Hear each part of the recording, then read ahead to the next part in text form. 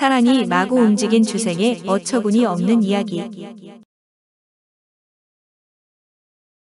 어려서부터 총명하고 재주가 있었던 주생은 나이 18에 태학에 들어가 공부를 하며 과거에 응시하지만 시험운이 없었는지 번번이 과거 시험에 낙방을 합니다. 어떤 일이 자꾸 반복되면 사람의 가치관도 바뀌는지 수년 동안 과거에 급제하지 못하자 주생은 곰곰이 생각해 봅니다. 이 세상의 인생이란 마치 티끌이 연약한 풀잎에 깃들어 있는 것과도 같은데 어찌 공명에 급급해서 내 아까운 청춘을 보내겠는가. 결국 그는 과거 공부를 단념하고 장사를 하기로 하는데 배를 한 척 사서 이곳저곳을 옮겨 다니며 물건을 사고 팝니다. 비록 힘은 들지만 갑갑한 태학에서 벗어나 하늘 위 구름과 같은 자유로운 삶을 만끽하는데 하루는 배 위에서 친구와 밤늦게까지 술을 마시다 잠이 들어버렸습니다. 깨어나 보니 배는 어릴 적에 살던 고향에 와 있는데 여기까지 온 김에 주생은 옛 친구들을 찾아보기로 합니다. 그러다 어딘가 눈에 익은 한 여성을 보는데 알고 보니 어릴 적 같이 공부했던 소꿉친구로 이름은 배도였습니다. 어느새 그녀는 곱디고 온 자태에 은은한 미소를 지닌 성숙한 여인으로 자라 있었는데 오랜만에 만나 반가움을 느낀 배도는 주생을 자신의 집으로 초대해서 이렇게 묻습니다. 난군의 재주가 이다지도 훌륭하니 모든 사람에게 굽힐 데가 없구려. 어찌하여 부평초처럼 정처 없이 떠돌아 다니시옵니까? 그래 장가는 드시었나요? 아직도 장가를 못 갔소. 그러자 배도가 웃으며 말했다. 제 소원이옵니다. 난군님은 이제 배로 돌아가지 마시고 저희 집에 머물러 계시어요. 그러면 난군님을 위해 좋은 배필을 마련해 드리겠사옵니다. 주생도 역시 배도를 처음 본 순간부터 한시도 잊을 수 없었는데 날이 저물자 배도는 주생을 별실로 안내하고 그곳에서 편히 쉬도록 합니다. 밤은 깊어가고 달빛은 뜰에 가득한데 꽃 그림자는 바람에 흔들리고 풀벌레 소리만 간간히 들리자 주생은 배도의 방으로 몰래 다가갑니다. 안을 슬쩍 엿보니 배도가 다소곳이 앉아 시를 짓고 있는데 마음이 흔들린 주생은 조용히 창문을 열고 그녀에게 말을 건넵니다. 주인 아가씨의 시를 이 나그네가 채워드려도 좋겠소? 그 말에 배도는 짐짓 화낸 듯이 대꾸했다. 미친 손이 어찌하여 여기까지 오셨나요? 내가 미친 것이 아니오. 주인 아가씨가 이 나그네를 미치게 할 따름이오. 대답을 듣고 배도는 빙글에 미소를 지었다. 그녀는 주생으로 하여금 시를 완성케 했다. 배도는 주생을 방으로 들인 뒤 술을 권하며 솔직한 심정을 털어놓는데 자신의 선조는 대대로 높은 벼슬을 지냈지만 조부가 죄를 지어 집안이 몰락했다는 것입니다. 그리고 부모를 여의고 자신은 기생명부에 오른 몸인데 자신은 훌륭한 난군을 모시고 받들기를 원하며 자신을 기생명부에서 빼준다면 평생 그 은혜를 잊지 않겠다고 말합니다. 그는 소매자락으로 그녀의 눈물을 닦으며 위로해주고 명주 한 자락에다 그녀의 말대로 하겠다고 약속의 글을 써주는데 배도는 모든 것을 얻은 듯한 기쁨을 느껴 곧바로 그의 품에 안깁니다. 어느 날 배도는 노승상 댁에 불려가는데 노승상은 죽고 자식들과 함께 지내는 승상 부인이 가무에 능한 배도를 초대한 것입니다. 그런데 노승상 댁에 간 배도가 밤늦도록 연락이 없자 주생 입장에서는 혹시 이 여자가 나 몰래 다른 남자 만나러 간 거 아냐? 라는 의구심이 들었습니다. 마음이 불안해지며 더 이상 기다리고 있을 수만은 없어 직접 찾아가 보기로 하는데 승상의 집에 이르러 몸을 숙이고 살금살금 안쪽으로 향합니다. 집 안쪽에 촛불 그림자가 흔들리고 있는데 천천히 다가가 몰래 엿보니 나이는 50살 정도의 단아하고 기품 있는 모습의 승상 부인이 보이고 그 옆으로는 배도가 미소를 지으며 앉아 있었습니다. 다행이라며 안심을 할 때 승상 부인의 반대쪽에 앉아있는 한 여인이 주생의 시야에 들어왔습니다. 14~15살쯤 되어 보이는 소녀였다. 머리채는 곱게 뒤로 따아내렸고 얼굴을 어여쁘기 그지없었다. 소녀의 맑은 눈이 살짝 옆을 흘기는 모습은 흐르는 맑은 물결 위에 가을빛이 비치는 것 같았다. 웃을 때면 애교가 넘쳤고 그 입모양은 정녕 봄꽃이 아침 이슬을 흠뻑 머금은 듯했다. 그녀를 본 순간 주생의 넋은 구름팍에 나앉고 마음은 허공을 맴도는데 첫눈에 반한다는 것은 아마 이럴 때 쓰는 말일 것입니다. 배도가 집으로 돌아왔고 주생은 그녀를 통해 아까 보았던 여인에 대해 들을 수 있었는데 여인의 이름은 선화이며 노승상의 딸로 나이는 15이고 시와 검은고에 능하다고 했습니다. 차라리 여인을 보지 못했으면 아무 일도 없었을 것을 이미 마음은 넘어간 상태로 주생은 선화를 본 후로 배도에 대한 정이 열버졌습니다. 억지로 웃음도 짓고 즐거운 체했으나 마음속에는 오직 선화 생각뿐이었는데 실천력 하나는 대단한 주생은 원하는 것이 있으면 어떻게든 이루고자 움직입니다. 마침 승상 부인이 아들 구경의 글 공부를 시키고자 하는데 주생이 태학 출신이라 선생님으로 제격이라 얘기가 잘 풀려서 주생은 구경에게 글을 가르치기로 합니다. 게다가 공부방도 노 승상의 집으로 결정되는데 떨어져 있기를 꺼려하는 배도에게 주생은 승상댁에 있는 3만 권의 장서를 보고 싶은 책욕심 때문에 그랬다고 둘러댑니다. 사실 주생은 구경을 가르치는 데는 별로 관심이 없었지만 승상의 집에 온 지 벌써 열흘째인데 아직도 목적을 이루지는 못했습니다. 내가 이곳에 온 것은 선화를 도모하기 위한 것이었는데 이 봄이 다 가도록 만나지 못했구나. 황하의 물맑기를 기다린다면 몇 해나 기다려야 할지.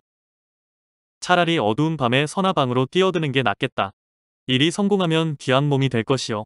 실패로 돌아가면 죽음을 당한다 해도 좋다. 밤이 깊어지자 주생은 담벼락을 넘어 선화의 방 앞에 이르렀는데 촛불 앞에 앉은 선화의 그림자가 보이고 실을 읊조리는 소리가 들렸습니다. 주생은 창가에서 자신의 마음을 담은 시로 화답을 하는데 잠시 잠잠해지더니 방 안에 불이 꺼지고 주생은 방 안으로 살며시 들어가 선화와 함께합니다. 벌이 꽃을 찾아 붕붕대듯 나비가 꽃가루에 매혹되어 펄럭이듯 주생과 선화는 이렇게 매일 밤을 보내는데 그러던 어느 날 어두운 표정으로 선화는 주생에게 말합니다. 여자의 몸은 근심과 함께 나서 만나지 못했을 때는 서로 만나기를 원하고 만나면 서로 헤어질 것을 두려워한답니다. 지금 한때는 즐겁다 하더라도 그것이 오래가지 못할 테니 어찌하겠나요? 대장부가 어찌 아녀자 하나를 얻을 수 없겠는가. 내 나중에 중매의 절차를 밟아 예법대로 그대를 맞이할 것이니 너무 걱정을 마오. 이 말을 들은 선화의 표정은 안심이 되어 환해지는데 거울을 두 쪽으로 깨뜨려 자신과 영원히 함께하자는 일종의 신표로 한쪽을 주생에게 줍니다. 이후로도 그들은 하룻밤도 거르지 않고 밤마다 만나 새벽에 헤어지는데 그러던 어느 날 주생은 배도가 떠오릅니다. 오랫동안 그녀와 떨어져 있었는데 그녀가 이상하게 여길까 괜히 걱정도 되고 해서 그녀의 집으로 가봅니다. 그 사실을 모르는 선화는 주생을 기다리는데 밤늦게까지 주생에게서 아무 연락이 없자 직접 주생의 방까지 찾아간 그녀는 예전에 배도가 주생을 위해 지었던 시를 보게 됩니다. 이건 대체 뭐야? 나 말고 다른 여자가 있는 거야? 선화는 화가 치밀고 질투심이 솟아나서 붓으로 시를 지워버리고 다른 시를 써놓았습니다. 이 외로운 밤 방탕한 임은 소식조차 없으니 어디서 논이느라 나마저 잊었는가. 아서라 생각 말자 잊으려 해도 멀리 있는 정에 시간을 헤며 앉아 기다리네. 그리고 다음 날 술에 잔뜩 취한 주생을 부축해온 배도는 우연히 그 시를 보는데 글씨를 보니 선화가 쓴 것임을 바로 알아차립니다. 배도는 몸이 부르르 떨리며 현기증이 날 것 같았지만 꼼짝도 않고 주생이 술에서 깨어날 아침까지 기다립니다. 이윽고 주생이 일어났는데 배도가 고개를 숙이고 묵묵히 방바닥만 바라보고 있자 주생이 뭐하냐고 묻습니다. 그러자 그녀는 시가 쓰여 있는 종이를 주생의 면전에 던지며 당신이 그러고도 군자냐? 지금 곧장 가서 승상 부인에게 사실을 다 말할 거다라고 외칩니다. 주생 입장에서는 발등에 불이 붙었는데 과외 선생이 학생의 누나와 밤마다 몰래 정을 통한 셈이었으며 게다가 승상 부인은 주생과 배도가 이미 인연을 맺은 걸 알고 있었기 때문입니다. 주생에게는 어찌할 방법이 없어 싹싹 빌고 배도의 집으로 향하는데 승상 부인에게는 구경을 더 이상 가르치지 못하겠다고 사람을 통해 전합니다. 그렇게 그들의 상처는 깊어지지만 사실 상처 입은 사람은 둘 외에도 선화가 있었는데 그녀 역시 만날 수 없는 주생을 잊지 못해 나날이 야위어가다 끝내 병들어 눕습니다. 20날이 지나 돌연 구경이 죽자 장례식장에서 주생은 얼핏 선화의 모습을 볼 수 있었는데 새하얀 상복 차림의 메마른 그녀의 모습을 본 주생은 씁쓸한 마음만 들 뿐이었습니다. 그러나 어쩌면 가장 큰 마음의 상처를 입은 이는 배도일지 몰랐는데 주생이 비록 옆에 있지만 그는 아직도 선화를 잊지 못하고 있었습니다. 몸은 곁에 있지만 마음은 이미 식어버린 상태로 연인에게 사랑받지 못하는 슬픔만큼 큰 것은 없어 얼마 지나지 않아 배도도 병들어 눕고 숨을 거두기 전 그녀는 주생의 무릎을 베고 눈물을 머금은 채 말합니다. 마지막으로 원하옵는 바는 제가 죽은 후에 난구님은 선하를 취하여 배필러 삼으시옵소서. 그리고 내 죽은 뒤 시신은 난구님이 왕래하시는 길가에 묻어주신다면 편안히 눈을 감겠습니다. 주생은 정성껏 그녀를 묻어주고는 한동안 정처 없이 방황을 하는데 어디를 가야 할지 무엇을 해야 할지 아무것도 알 수 없었습니다.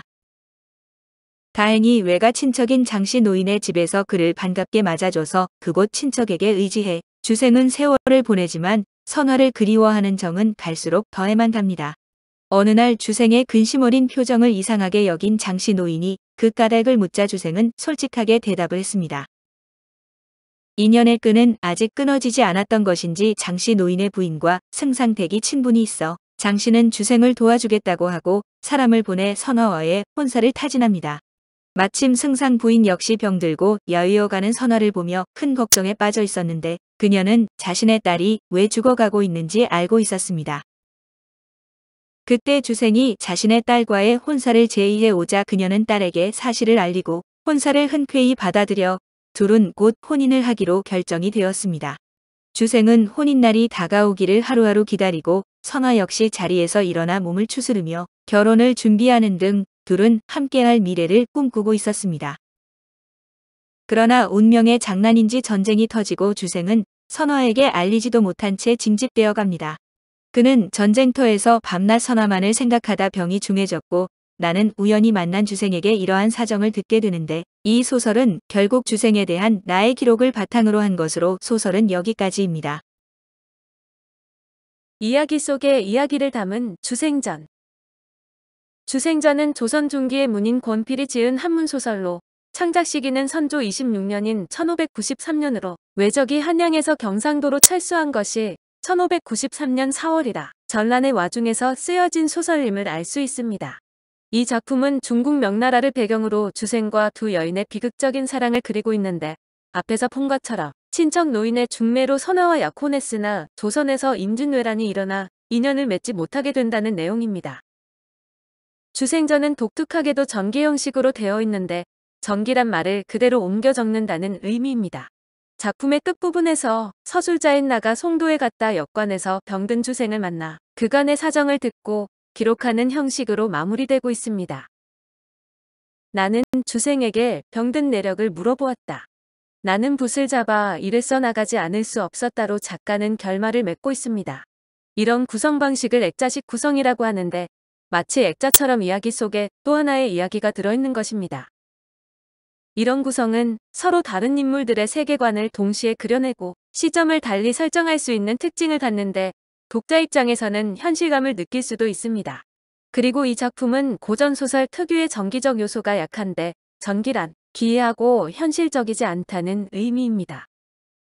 주생전에는 인물과 배경 등이 구체적으로 제시되어 있는 데다 남녀의 심리 역시 사실적으로 묘사되어 있습니다. 소설이란 기본적으로 허구이지만 그럼에도 현실에서 있음직한 이야기일 때 독자에게 더욱 가깝게 다가오는데 그런 면에서 주생전은 아주 성공적인 소설이라고 볼 수 있습니다. 오늘 소설 속의 사랑은 사랑이 마구 움직인 주생의 어처구니 없는 이야기였습니다.